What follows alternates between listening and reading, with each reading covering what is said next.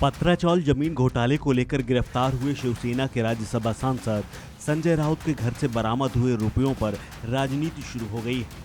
ED की छापेमारी में संजय राउत के घर से पैसे की बड़ी बरामदगी हुई थी। ईडी को राउत के घर की अलमारी से 11.5 लाख रुपए मिले थे, जिसमें एक पैकेट भी था। हालांकि ईडी की इस बरामदगी के मामले में बड़ा ट्विस्ट आ गया है। संजय राउत के घर से मिले कैश में से 10 लाख रुपए के बंडल पर एकनाथ शिंदे अयोध्या लिखा था।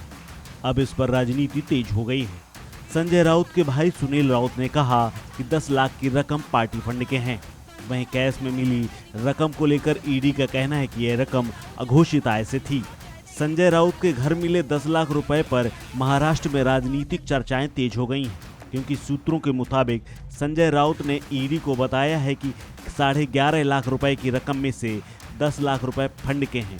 हालांकि इन पर एकनाथ शिंदे का नाम क्यों लिखा था, इस पर चर्चाएं तेज हो गई।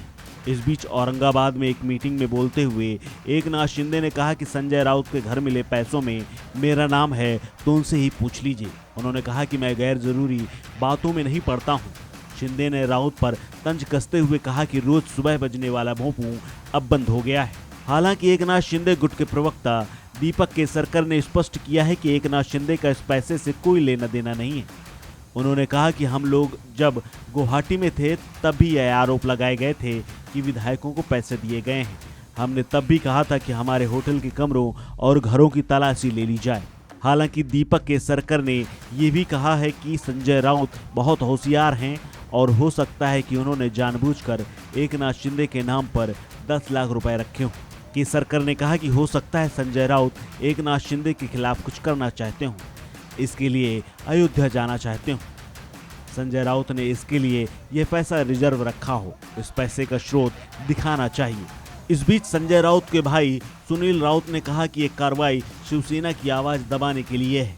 यह कार्रवाई बदले की भावना से की गई है। संजय राउत की आवाज नहीं रुकेगी। उन्होंने कहा कि इस तरह की गतिविधियों से हमारी आवाज नहीं दबाई जा सकती। सुनील राउत ने कहा कि शिवसेना में शिव सैनिकों की आवाज उसी जोश से सुनी जाएगी। उन्होंने यह भी विश्वास व्यक्त किया है कि केवल संजय राउत ही हैं जो लड़ेंगे और शिवसेना को एक बार फिर से गौरव दिलाएंगे। संजय राउत के भाई सुनील राउत ने दावा किया है कि पत्राचौल से संबंधित एक डॉक्यूमेंट भी ईडी के हाथ नहीं लगा है, लेकिन अब कहा जा रहा है कि ईडी ने न सिर्फ संजय राउत के घर से 11.5 लाख रुपए कैश बरामद किए हैं, बल्कि वो अपने साथ प्रॉपर्टी के कुछ डॉक्यूमेंट्स भी ले गई है। संजय राउत का मोबाइल ईडी ने अपने कब्जे में ले लिया है। बता दें कि मुंबई के 1034 करोड़ रुपए के पत्राचौल घोटाले मामले में ईडी ने संजय राउत को गिरफ्तार कर लिया है। रविवार सुबह 7 बजे ईडी की टीम संजय राउत के घर पहुंची और 9.5 घंटे की पूछताछ के बाद संजय राउत भांडुप स्थित मैत्री निवास से हिरासत में ले लिए गए।